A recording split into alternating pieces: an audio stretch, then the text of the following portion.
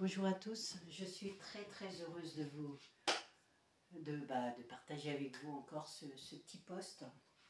Donc là on va vraiment aller au fond des choses, c'est vraiment se connaître soi-même. Alors ce que je vais vous dire, c'est vraiment encore une fois mon expérience et par les étapes que je suis passée.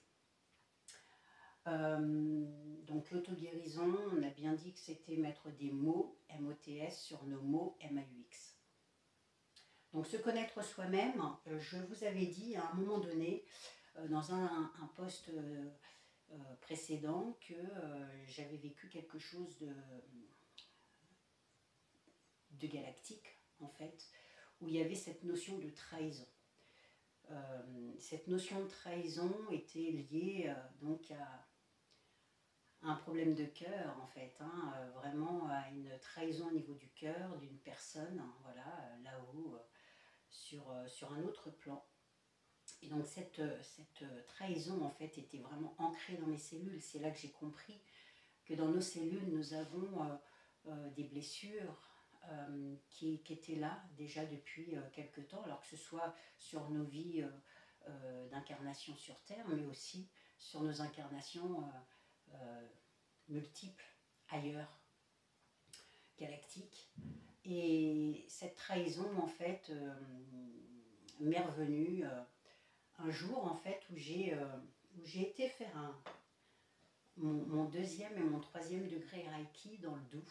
Et je dis bonjour à Pascal, à Corinne, à Tiffany, qui sont là-bas, et avec lesquels j'avais fait, et Sandrine bien sûr, et j'avais fait ce stage-là, c'est deuxième et troisième niveau de Reiki. Et donc, à un moment donné, lors de l'intégration au niveau du deuxième niveau de Reiki, j'ai eu cette intégration. Alors, je vais vous montrer, alors j'espère que vous le voyez bien. C'est le Seiki. Voilà, c'est donc cette figure, ce symbole qui m'a été intégré, hein, qui a été intégré, et là je l'ai vu, à la fin de l'intégration, je l'ai vu carrément dans mon troisième œil. Et ce symbole-là est important parce que c'est un symbole qui concerne la guérison émotionnelle et le mental. Et à cette époque-là, alors je vous parle de ça, je crois que c'était en 2021, si je ne me trompe pas, en octobre 2021.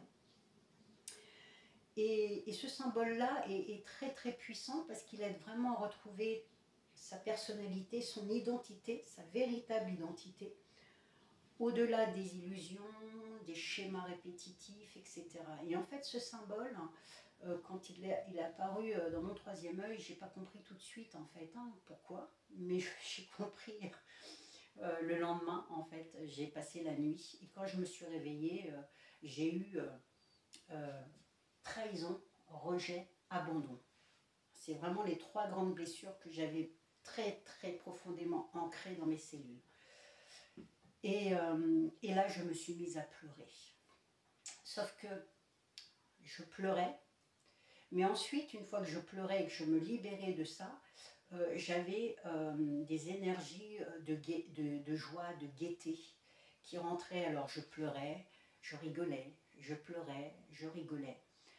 Et en fait, on s'aperçoit que quand on se libère de ces blessures-là, quand on les conscientise, quand on les lâche, quand on dit « ouais, ok, c'est bon, je lâche ces blessures », ça nous permet en fait de faire rentrer de la lumière, cette énergie d'amour, cette énergie de joie que nous sommes en fait.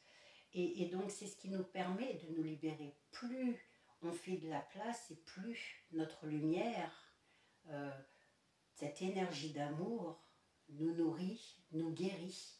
Parce que l'amour, ça nous guérit. Et ça, c'est quelque chose qui a été pour moi incroyable dans ma compréhension.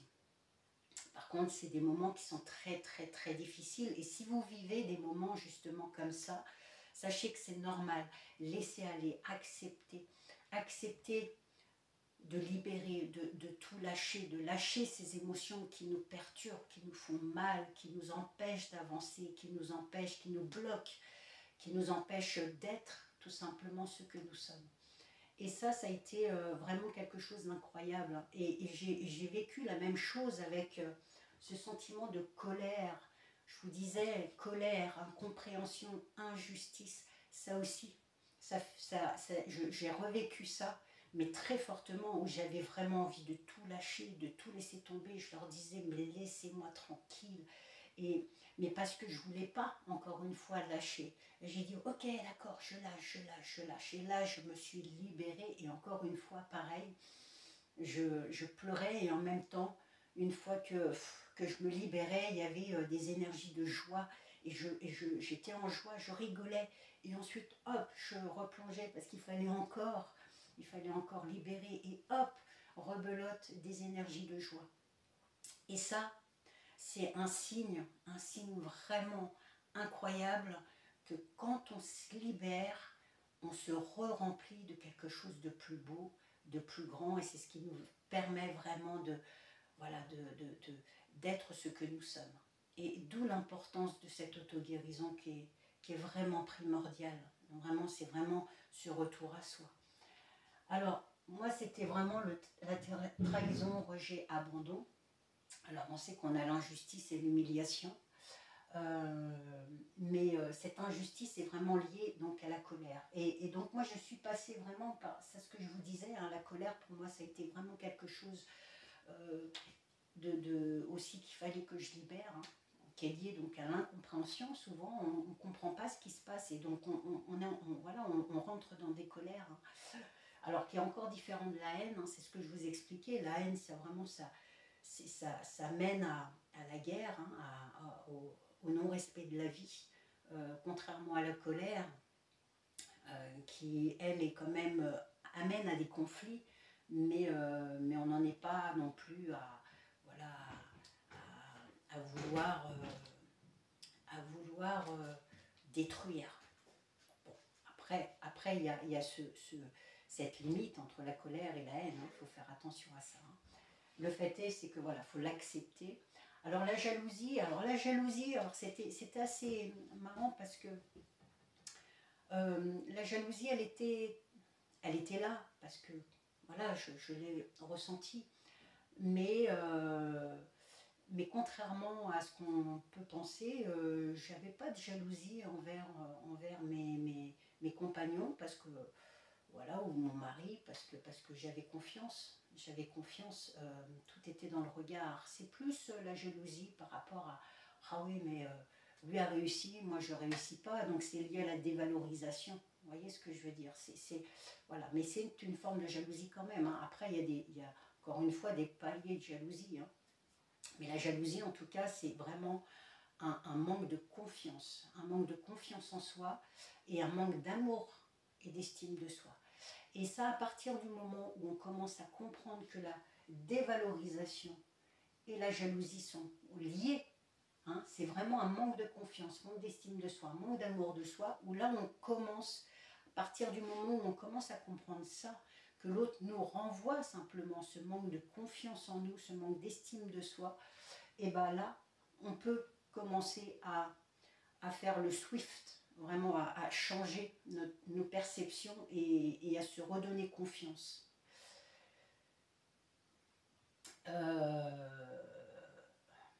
Alors la dévalorisation, moi c'est vrai que je l'ai perçue en fait quand on était en train de fabriquer avec Marie-Christine une niche pour la lapine.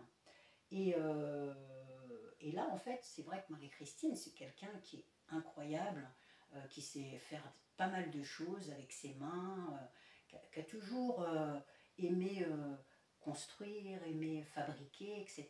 Et moi, c'est vrai que c'était pas forcément mon truc. Alors, j'avais un regard, une perception, mais en fait, il y avait vraiment là un renvoi de quelque chose que je ne savais pas forcément faire.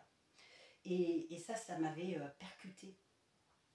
Et donc là, pareil, j'ai eu ce mot dévalorisation, et là, j'ai dit, ok, j'accepte, j'accueille et je libère, vraiment. Et là, il y a des énergies qui sont passées, et j'ai remercié en fait cette expérience-là vécue, parce que ça m'a permis de comprendre que la dévalorisation, c'est encore une fois un manque de confiance. Et c'est pas parce que l'autre a réussi des choses que vous êtes nul. C'est parce que voilà, vous n'avez pas appris, parce que vous n'avez jamais porté un marteau, ou en tout cas utilisé un marteau, ou une scie, ou tout simplement un tournevis. Et c'est pas grave, c'est pas grave, la vie va faire que bah, faites, parce que plus vous allez expérimenter ça, et plus vous allez prendre confiance en vous. Et en fait, c'est ça.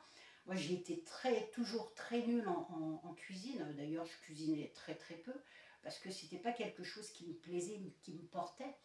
Aujourd'hui, je cuisine, je fais du pain, je fais de la pâte à choux, je fais plein de choses que je ne savais même pas que j'étais capable de faire. Et puis, si vous le ratez une fois, c'est pas grave. Vous perfectionnez les choses, vous améliorez, pas perfectionner, mais plutôt améliorer. Et donc, à un moment donné, vous allez reprendre confiance en vous. Mais il faut plus comparer, parce que le manque de confiance, c'est tout simplement une comparaison qu'on se fait par rapport aux autres, en fait. Et donc ça, il faut arrêter de se comparer et se dire, ok, c'est la première fois que je le fais, eh ben, on va voir. On va expérimenter et on va voir ce que ça donne. Alors des fois c'est bon, des fois c'est un peu moins bon, et puis on va, mais c'est pas pour ça qu'il faut lâcher, on va refaire, et puis au fur et à mesure, bah, vous allez voir que vous allez prendre confiance en vous, et vous allez savoir faire des choses qui vous semblaient, à l'époque euh, infaisables, parce que vous n'aviez pas le temps, parce que vous n'aviez pas l'envie, tout simplement. Ce qu'il faut, c'est laisser le temps au temps. Voilà, c'est vraiment ça. Donc, reprenez confiance en vous en faisant des choses qui vous plaisent, et vous dire que si c'est pas réussi la première fois, ou que voilà le goût, par exemple quand vous faites de la cuisine, que le goût n'est pas là, et ben vous dites mais qu'est-ce que j'ai oublié, qu'est-ce que j'aurais pu mettre de plus, et vous refaites. Et voilà, et au fur et à mesure, vous allez vous perfectionner, vous allez améliorer les choses, et là, ça va être grandiose, hein. Voilà. Et puis, donc je suis passée aussi par cette phase du jugement. Parce que le jugement, encore une fois, c'est un manque d'amour, d'estime de soi, puisque si on juge l'autre, c'est que ça veut dire qu'en fait, on se juge nous-mêmes. D'accord? Donc c'est vraiment, encore une fois, on se juge soi-même, et donc pour le coup, encore une fois, on se compare à l'autre, et on va critiquer l'autre. Et là, là on est vraiment dans l'ego, dans toute sa splendeur. Pourquoi juger en fait? Qu'est-ce que ça nous apporte? Est-ce que ça nous fait du bien de juger l'autre? Parce qu'en fait c'est ça, c'est qu'est-ce qui nous fait du bien? Est-ce que ça nous fait du bien d'être toujours dans la critique? Est-ce que ça vous fait du bien? Est-ce que ça nous porte? Est-ce que ça nous élève dans nos vibrations? Est-ce que c'est pas mieux justement de regarder plutôt ce que nous sommes capables de faire, ce que nous sommes capables d'expérimenter, plutôt que de se comparer à l'autre, en fait? Parce que c'est ça aussi, hein, souvent on critique l'autre par c'est vraiment du paraître, en fait, par sa tenue vestimentaire, ou par sa coiffure, ou par ses gestes qui sont peut-être un peu efféminés. Mais qu'est-ce qu'on s'en fout, en fait? Il est comme il est. Voilà, et c'est accepter l'autre tel qu'il est, en fait.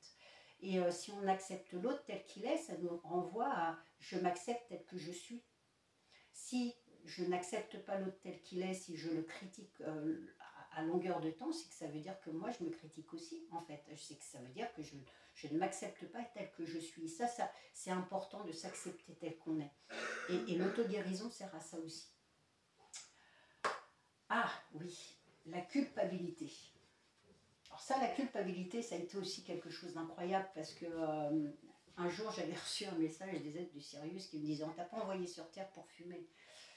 Et là, franchement, je peux vous dire que quand vous recevez ce message-là, vous vous dites, mais là, vous êtes dans ce sentiment de culpabilité. Vous vous posez plein de questions. Vous vous dites, mais pourquoi ils me disent ça? Pourquoi? Qu'est-ce qui se passe?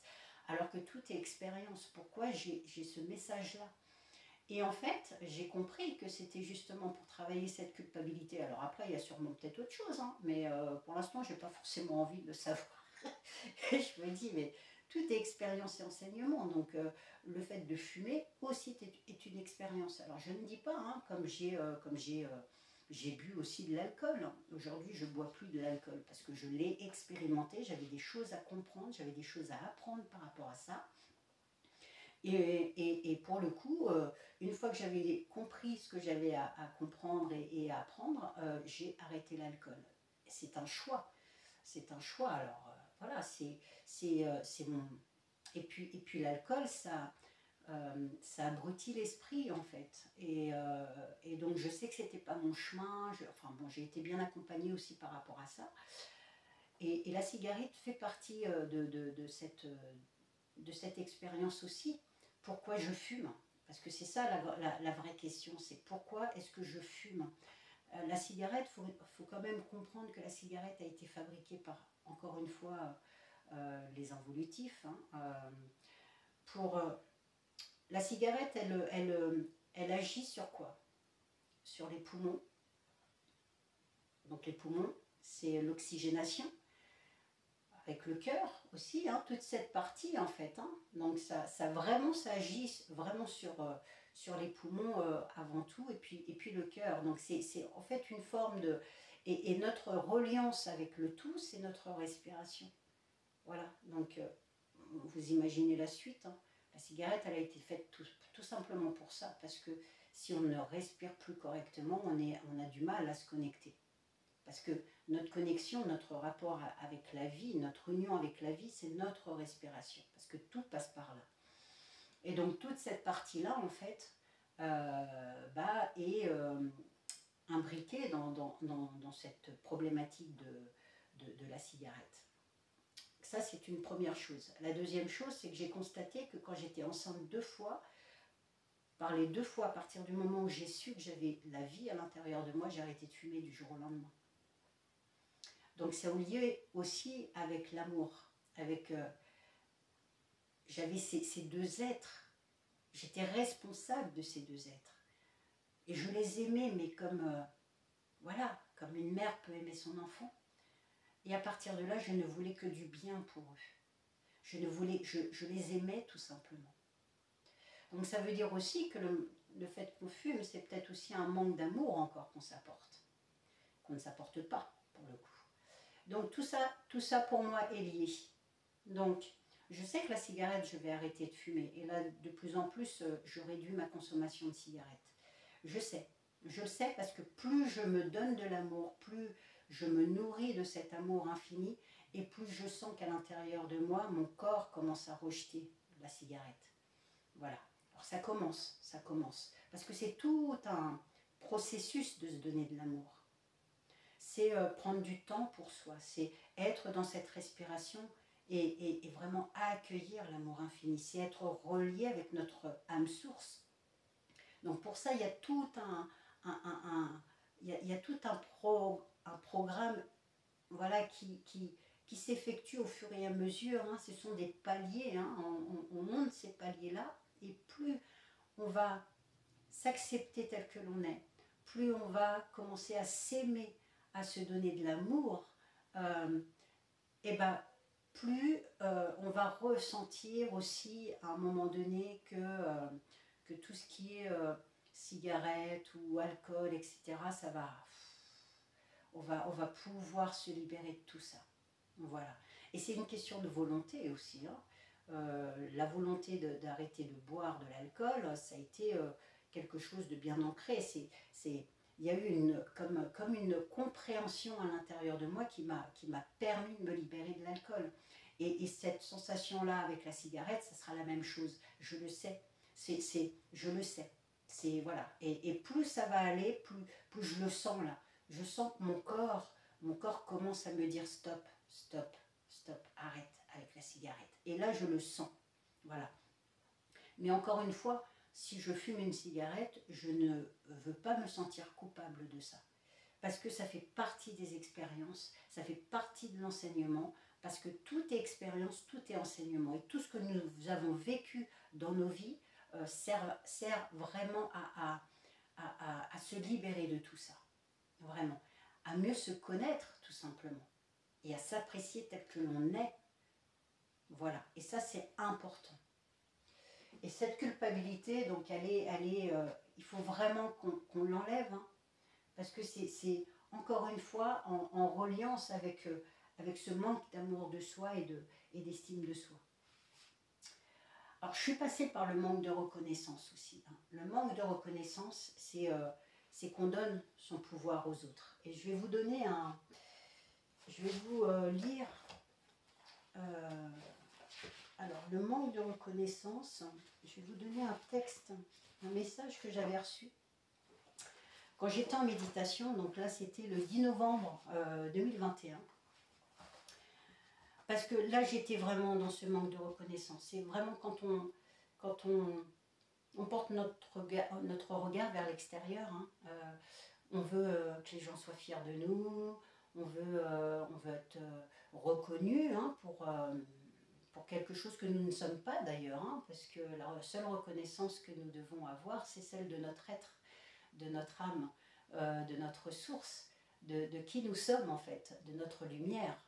Et tout le reste en fait, c'est purement illusoire. Voilà, on attend quelque chose de l'extérieur alors que, encore une fois, c'est ce retour à l'intérieur. Donc ça veut dire qu'on donne encore notre pouvoir à l'autre. Et ça c'est quelque chose qu'il faut vraiment conscientiser.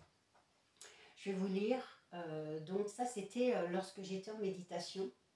Et il y a une question qui s'imposa à moi. Pourquoi je ressens un manque de reconnaissance? Et là, il y a un être de lumière. Alors, je ne donne pas son nom parce que c'est pas forcément intéressant de savoir qui c'est. Mais dans l'énergie, vous allez, je pense, le reconnaître. Et là, il me répondit, c'est que tu donnes encore ton pouvoir aux personnes extérieures. La reconnaissance se situe en toi. Je m'explique. La reconnaissance passe par soi-même, notre âme. Soyez reconnaissant envers vous-même quand vous vous faites du bien en aidant, en guidant, en soignant, en riant, en dansant, en peignant. Votre âme est reconnaissante. Cela doit suffire et si ce n'est pas le cas, c'est que nous décidons de laisser notre pouvoir aux autres. C'est que le regard extérieur est plus important que notre regard intérieur. Aimez-vous tel que vous êtes, sans vous préoccuper de ce que pensent les autres, avec vos qualités et vos défauts, en sachant que ce dernier peut être un défaut chez quelqu'un et une qualité chez l'autre. Tout dépend d'où on se positionne. Et qu'est-ce qu'un défaut? Cela est un autre débat. Donc, la reconnaissance, vraiment, on la doit à notre âme, soit nous, l'être divin que nous sommes. N'attendons plus rien de l'extérieur, nous sommes notre propre maître. C'est le début de notre souveraineté. La vérité est intérieure et non extérieure. Voilà, c'est aussi un moment, souvent, hein, moi je sais que mon papa m'a jamais dit je t'aime ou m'a jamais dit je suis fière de toi. Aujourd'hui, voilà, cela m'importe peu. Parce que du moment que moi je suis fière de moi, de la personne que je suis devenue, de la personne que je suis aujourd'hui, de cette joie que je commence à retrouver, cette joie, cette envie d'aller vers les autres, cette envie de partager avec les autres. C'est ça le plus important. C'est cet amour que j'arrive à me donner, à recevoir, l'amour qui nous guérit, qui nous nourrit. Ça, c'est le plus important. Et je sais qu'aujourd'hui, cet amour-là est primordial pour moi. C'est vraiment parce que c'est notre plus grande force, parce que nous sommes amour. De par nos origines célestes et divines, nous sommes amour. Et c'est ça le plus important aujourd'hui. C'est pas le regard de l'autre, c'est ce que nous portons, notre propre regard à nous. Voilà. Donc ça, c'était vraiment des choses que j'ai conscientisées qui m'empêchaient d'avancer, parce que tout est lié en fait. Et s'accepter tel que nous sommes, se redonner de l'amour et surtout de la confiance. Parce que plus on va se donner de la confiance, plus on va reprendre confiance en nous, et plus on va faire augmenter notre foi, puisque notre confiance, c'est la confiance de tout. C'est la confiance qui va nous permettre d'avancer sur notre chemin et d'augmenter, de nourrir notre foi. Puisque la confiance et la foi, c'est la même chose, mais la foi, c'est quelque chose encore de plus grand. Parce que nous sommes plus grands, parce que nous sommes connectés à quelque chose de plus grand. Voilà. Alors après, il y a le contrôle. Alors le contrôle, ça aussi, ça a été très très difficile pour moi parce que dans ma vie de tous les jours, alors que ce soit au niveau de mon travail ou tout simplement dans ma vie familiale, j'ai toujours contrôlé les choses. Il fallait que j'organise, il fallait que je planifie, etc. Alors c'est vrai que dans mon boulot, des fois il fallait que je planifie 1 an à l'avance. Mais pour le coup, ça a été très très difficile. Très très difficile parce que le contrôle est quand même l'inverse du lâcher prise. Et là aujourd'hui on nous demande de lâcher prise, de ne plus regarder dans le futur. Le passé, ok, on a expérimenté, on a pris ce qu'il fallait prendre et on a laissé ce qu'il fallait laisser pour ne pas reproduire les mêmes erreurs, même si ce n'en est pas, hein, mais voilà, les mêmes erreurs. Donc, ok, et donc, quand on n'est plus dans le contrôle, on nous demande vraiment de lâcher prise et de laisser notre foi, notre confiance dans l'univers et laisser l'âme s'exprimer à l'intérieur de nous.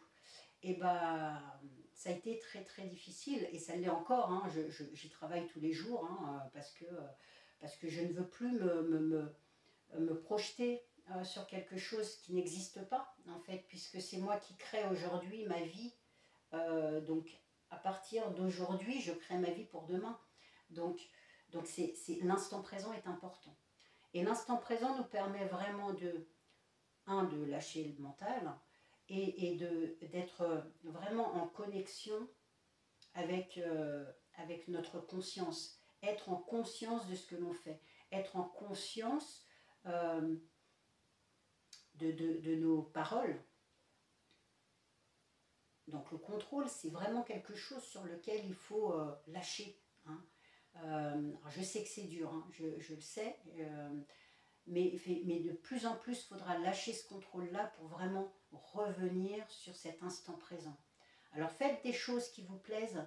Moi souvent, quand je suis vraiment encore dans cette projection du futur, et stop, et là je me mets à dessiner ou je vais dans le jardin, je fais quelque chose qui va me faire revenir dans cet instant présent, où j'ai besoin de cette attention. Vous voyez ce que je veux dire? Quand je dessine, il ne faut pas que mon esprit vagabonde à droite à gauche, parce que mon dessin, il va pas être ce qu'il faut. Il ne va pas être beau, il ne va pas être quelque chose qui porte. Je vais vous donner un exemple. Alors, voilà. Là, par exemple, ça me permet... Donc voilà, alors là, je dessine à main levée. Hein, donc pour dessiner à main levée un Bouddha qui ressemble à un Bouddha, ben, j'ai besoin voilà, de me recentrer, de faire ce qu'il faut pour que le Bouddha puisse ressembler à un Bouddha. Voilà. Hein, comme quand je fais, voilà, j'ai besoin, et le dessin ou la chanson, tout simplement quand on chante, parce que j'adore chanter aussi, ça c'est quelque chose qui me permet de me remettre dans cet instant présent. Donc trouver des choses, ça peut être la cuisine aussi, hein, la cuisine, ça vous demande une attention particulière, d'être en conscience de ce que vous faites, et ben voilà, prenez ce temps-là pour dire ok, stop, là je trouve mon mental, je vais me remettre à faire quelque chose qui va me remettre dans mon alignement. Voilà, ça c'est important. Alors les attentes et les suppositions. Il faut savoir que les attentes et les suppositions apportent des frustrations. Alors là, à 100%. Hein, les frustrations, ça apporte aussi des retards et c'est souvent des leurres parce qu'en fait on va s'imaginer des choses qui n'existent pas. Et donc, d'où la frustration, parce que quand on arrive sur le... Je vous donne un exemple. Je vais dans une soirée, je sais que je vais aller dans une soirée. Voilà. Et alors, je peux m'imaginer plein de choses, ce qui va se passer dans la soirée, voilà. Et arriver dans cette soirée-là, ben, en fait, il se passe totalement le contraire. Vous voyez? Donc, je vais être frustrée parce que moi, je me suis mis à délirer, etc., à penser à des choses qui ne vont pas se passer. Vous voyez, donc, ou alors souvent on attend une lettre, ou on attend un message, on attend ceci, on attend cela, et en fait, ça n'arrive pas. Donc, bah, quand on est dans l'attente, le problème, c'est qu'on va émettre des vibrations d'attente, et donc ça ne se passera pas. Parce que vu que vous êtes dans une vibration d'attente, et bah, l'univers vous renvoie quelque chose, et bah, vous attendez. Voilà, vous attendez.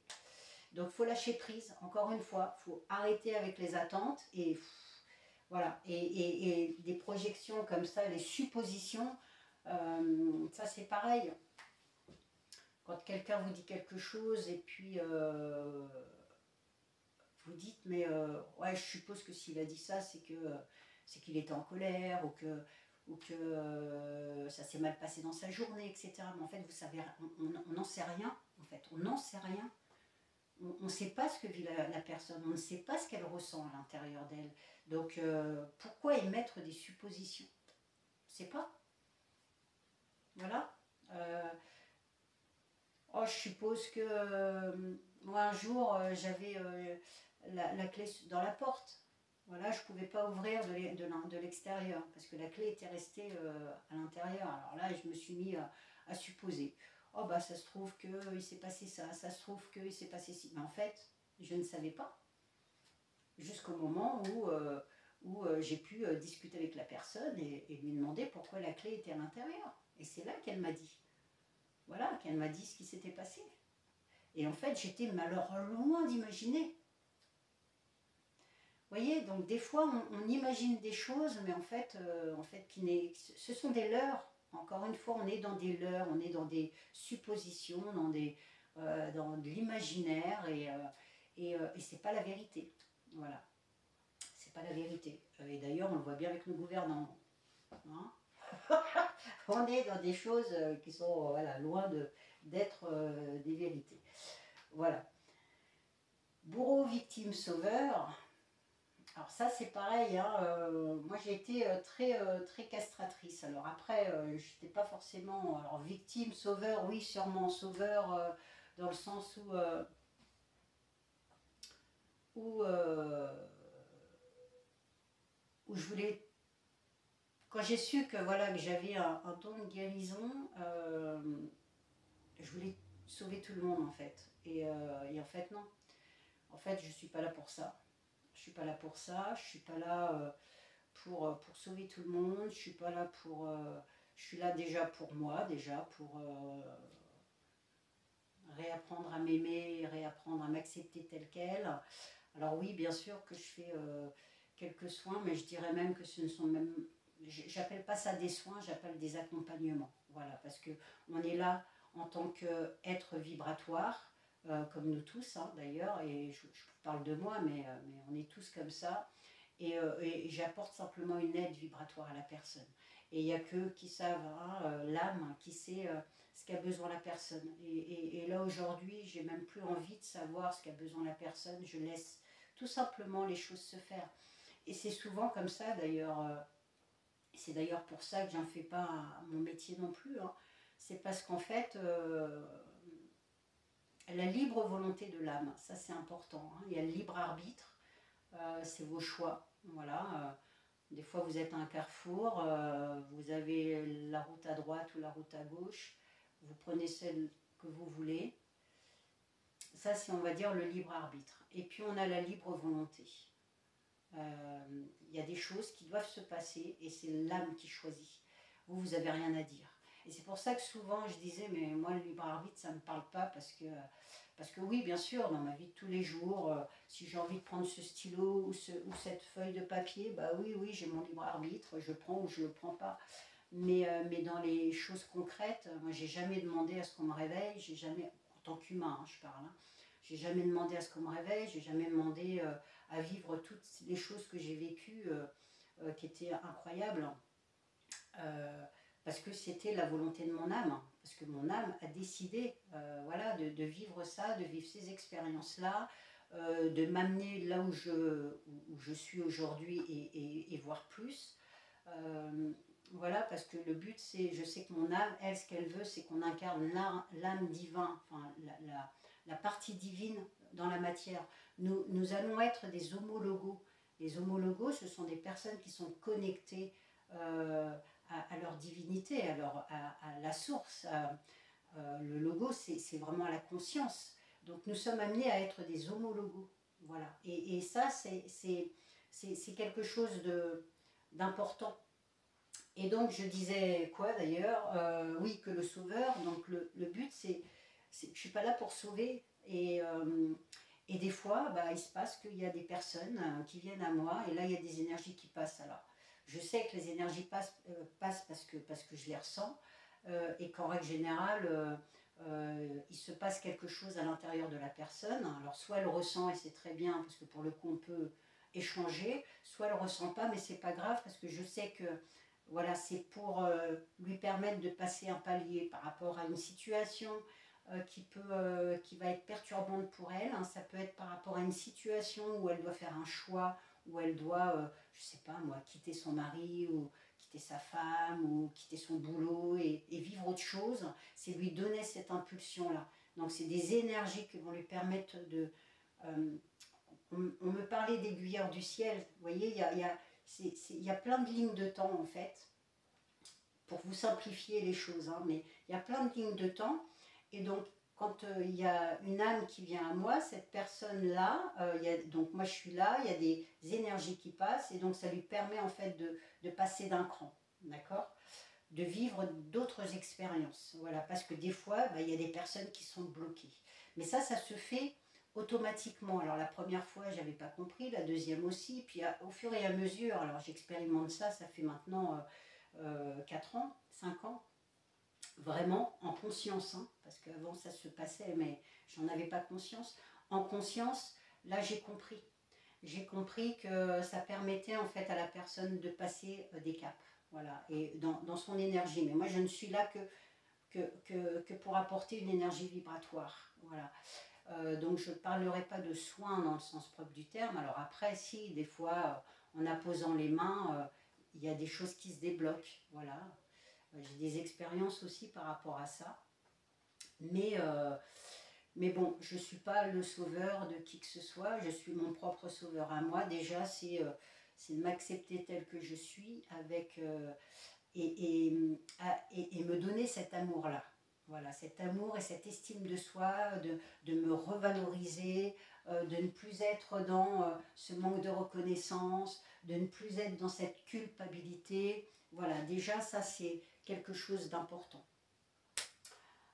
Victime, bah oui, mais la victime, c'est parce que nous avons aussi besoin, encore une fois, de reprendre notre pouvoir, de savoir dire stop à des situations qui ne nous satisfont plus. Ça, c'est aussi important de reprendre confiance en nous, de dire, c'est aussi de l'estime de soi, hein, de dire stop à quelque chose. Hein. C'est se redonner de l'amour aussi. Et donc cette victimisation, si on a vécu des moments de victimisation, c'est aussi pour ça. C'est de savoir, c'est aussi à un moment donné reprendre notre pouvoir. Ça sert à ça. Donc à partir du moment où vous prenez conscience de ça, vous n'êtes plus dans cette victimisation. Vous dites stop, j'arrête cette situation, elle ne me convient plus, j'arrête. C'est aussi lié à la dévalorisation. Voilà. Bourreau, oui, c'est pareil, hein, on a toujours, à un moment donné, moi je vous dis, j'ai été castratrice, voilà, et à un moment, on a toujours, quand on critique, quand on dit des choses qui sont pas très jolies, quelque part, nous sommes un bourreau aussi, hein. Voilà, nous sommes un bourreau, hein, quand on juge comme ça les choses, nous sommes des bourreaux aussi. Donc après, encore une fois, il y a des degrés, hein, mais c'est pour ça qu'à un moment donné, il faut qu'on arrête de d'être ce bourreau-là. Voilà, le bourreau, c'est encore une fois venir contrôler, venir casser, venir dévaloriser les gens. Voilà, c'est voir le côté négatif des choses. Ça aussi, et nous sommes notre propre bourreau parce que souvent on, on se dévalorise aussi. Voilà. Donc, action-réaction, alors ça c'est pareil, l'action-réaction est intéressante. Aujourd'hui, on s'aperçoit que beaucoup de choses, quand on est dans l'action, on a tendance à riposter de suite. Voilà. Alors que souvent, on peut apaiser le conflit, voire annuler le conflit quand on se pose à l'intérieur en se disant ok, là qu'est-ce qui s'est passé, qu'est-ce que je dois comprendre, comment la personne elle était dans quel ressenti, moi aussi, voilà. Et ne plus surréagir ou réagir à quelque chose qui aujourd'hui peuvent nous percuter. Quand il y a par exemple une personne qui vous violente, alors verbalement, hein, ok, je vais accueillir les choses. Alors des fois ça peut être percutant, hein, donc le but c'est vraiment de comprendre que l'action-réaction amène obligatoirement un conflit, voire une castagne. Alors que là, on apaise les choses. On apaise, on dit rien, on va faire un tour, voilà, on digère, et ensuite, quelques temps après, on peut reparler avec la personne. Vaut mieux des fois, alors c'est pas fuir, c'est de se dire ok, là j'ai pas toutes les choses en main, j'ai pas compris tout ce qui s'est passé, je vais prendre un temps pour voilà, me recentrer à l'intérieur et me dire mais qu'est-ce que je devais apprendre dans cette situation-là. Voilà. Et ensuite, une fois qu'on s'est posé la question, les réponses arrivent. Alors ça peut être tout de suite ou ça peut être dans 2-3 jours, le temps de digérer. Et ensuite, on va pouvoir revoir avec la personne et dire écoute, voilà, là ce qui s'est passé, je m'excuse ou pas, voilà ce qui m'a percuté, ce que tu as dit. Et moi ce que j'ai répondu c'était pas forcément non plus très judicieux, voilà, et là il y a une communication qui se passe et le but c'est ça, c'est de plus être dans l'action-réaction. Alors ça c'est pareil, hein, c'est quelque chose qui est lié aussi aux colères et tout, hein, donc, mais à partir du moment où on a conscientisé ça et qu'on a libéré ça, on n'est plus dans le réactionnel, vraiment, on n'est plus dans le réactionnel. En tout cas, on essaye de l'être le moins possible. Voilà. Alors, il y a peut-être encore des moments, des situations qui peuvent vous percuter et donc être dans cette réaction. Mais voilà, de plus en plus, vous allez vous apercevoir, vous n'êtes plus dans cette action-réaction. Voilà, ça c'est important de... Des fois, nos paroles dépassent nos pensées et ça aussi, ça c'est quelque chose... quand on est dans le réactionnel, nos paroles dépassent la pensée.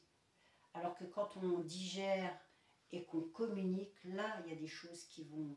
Ça va être plus intéressant dans le règlement de conflits, dans le fait que, voilà, qu'il y ait...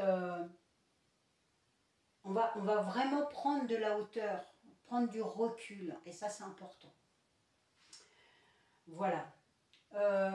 Donc ça c'est grosso modo les choses qui sont importantes à conscientiser parce que avec ça vous allez pouvoir à un moment donné commencer à guérir votre cœur parce qu'en fait c'est beaucoup de choses que... Alors après encore une fois ça c'est mon expérience, hein, c'est vraiment sur lesquelles j'ai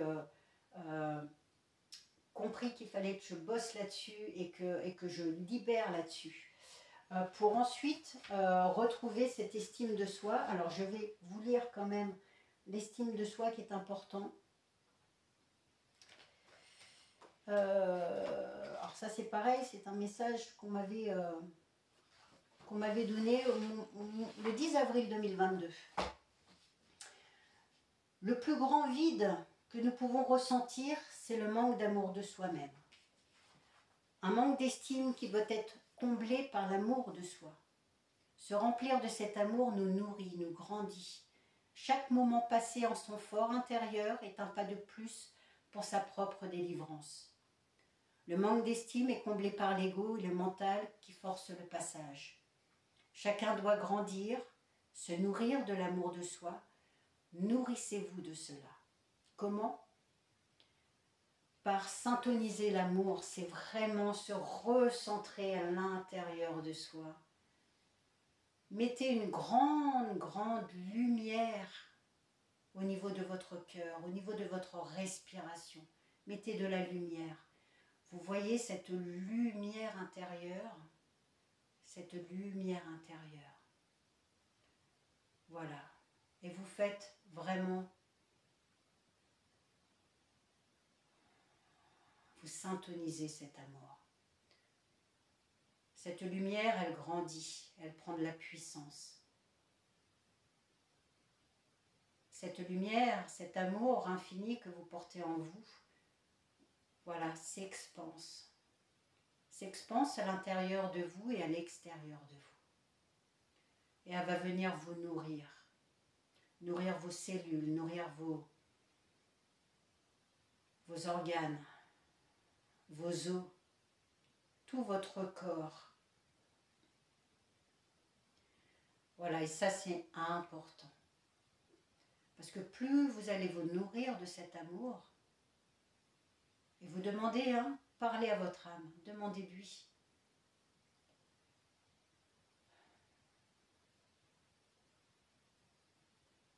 Voilà, allez, on se nourrit de cet amour infini. Vous accueillez cet amour, vous accueillez, on est entouré d'amour. Allez, on respire ce prana.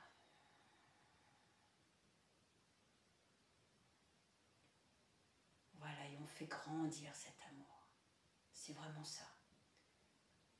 Si vous demandez, vraiment, je nourris, je me nourris.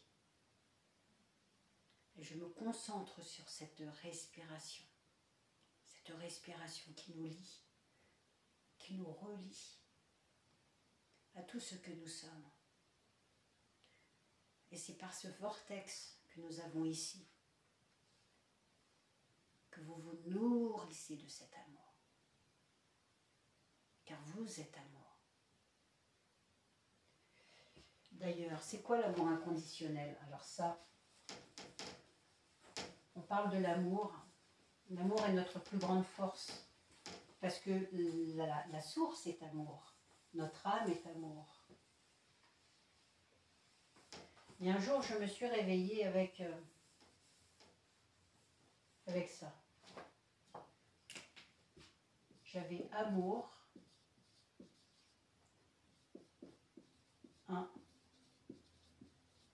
condition et alors. Alors le 1, c'est bien sûr l'unité, mais c'est aussi le in en soi. L'amour, nous l'avons en soi, à l'intérieur de nous. Condition, c'est notre raison d'être, notre état d'être. Ce pourquoi nous ne pourrions pas être, d'accord? L'amour, c'est notre état d'être. Et le L veut dire Dieu, mais veut dire aussi force et courage.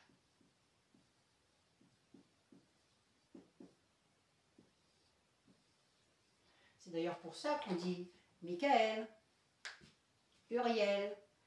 Quand vous regardez, il y a beaucoup de prénoms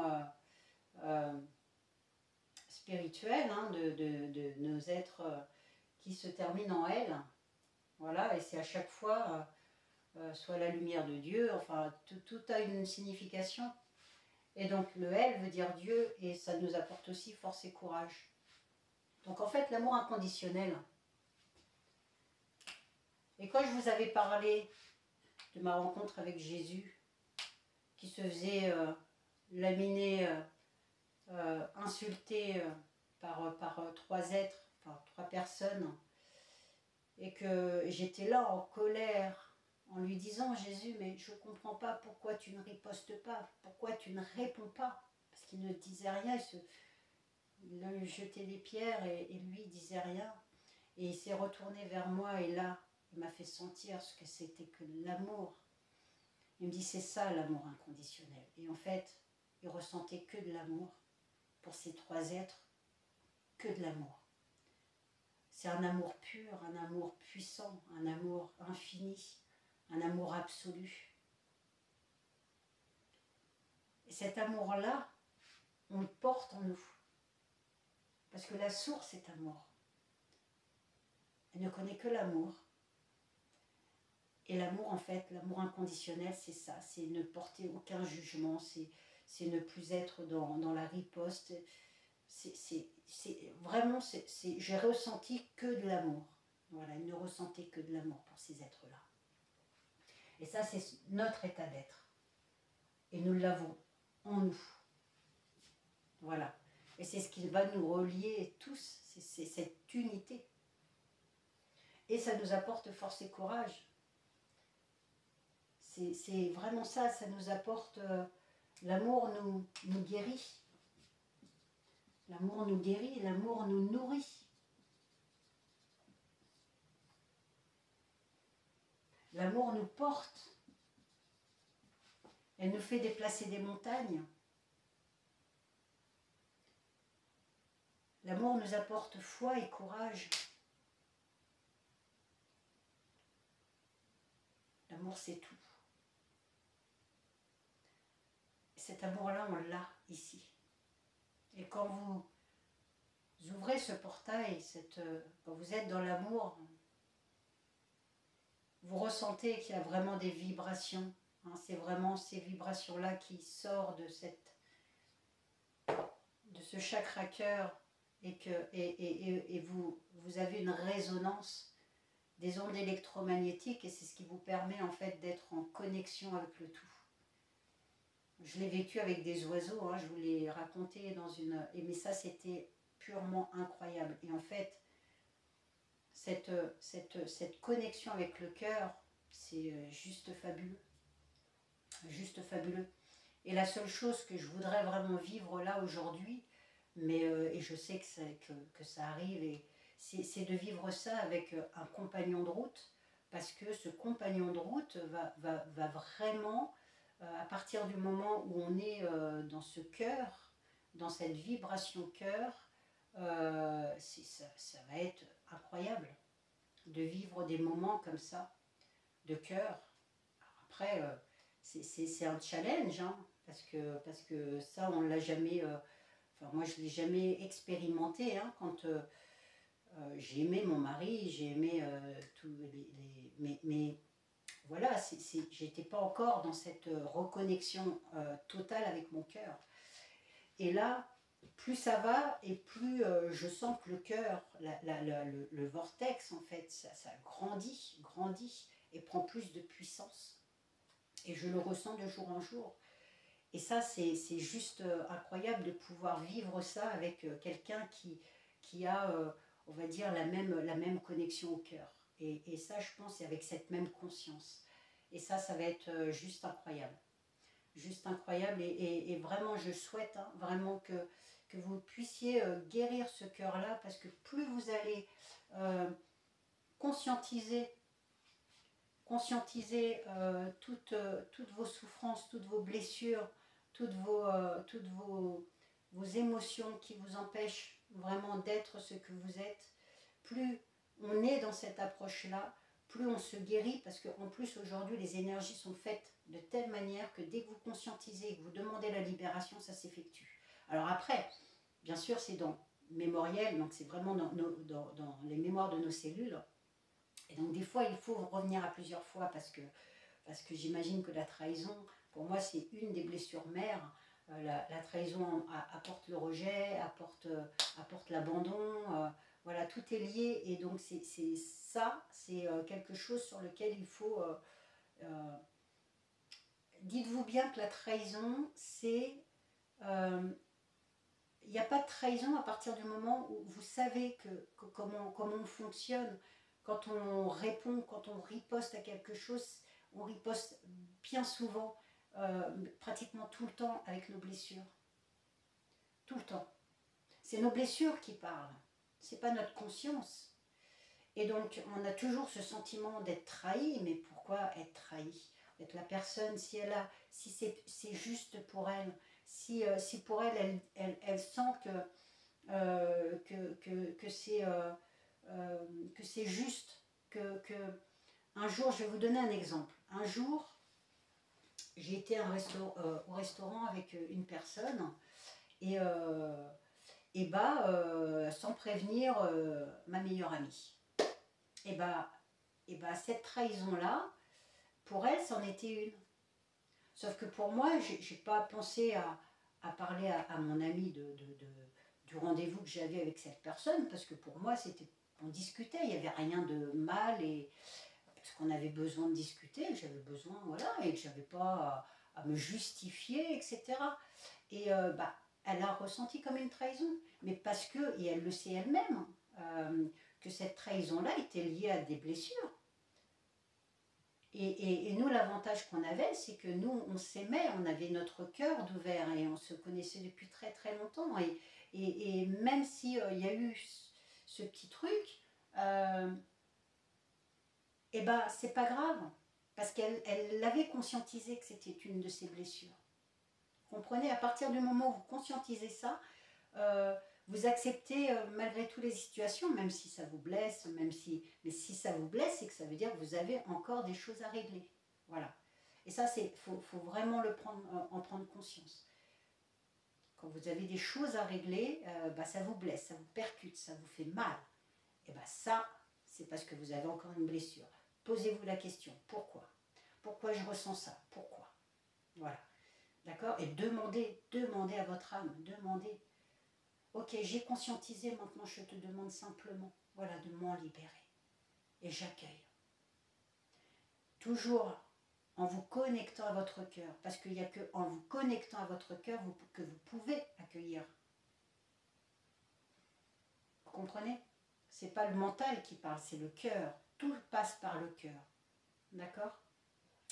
Voilà. Écoutez, je vous souhaite en tout cas une très très belle journée. Je vous embrasse fort. Je vous aime. Et puis à la prochaine. Au revoir.